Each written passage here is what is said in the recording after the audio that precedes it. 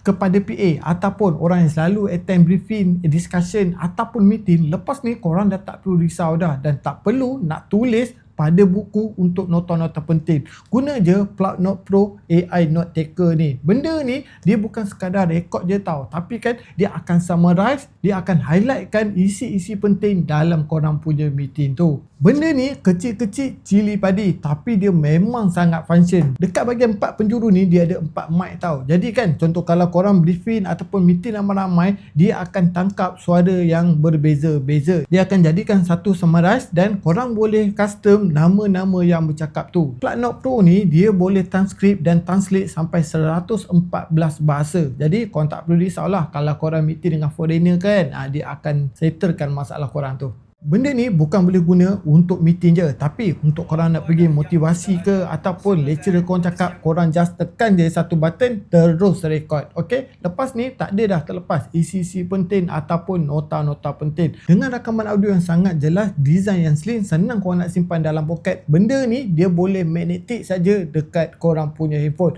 Anda kata korang tak support MagSafe, dia akan bagi sekali dengan ring magnetic tu. Bagi aku benda ni sangat praktikal, efisien dan nampak profesional. Jadi yang mana berminat korang tekan link di bawah. Okay, bye.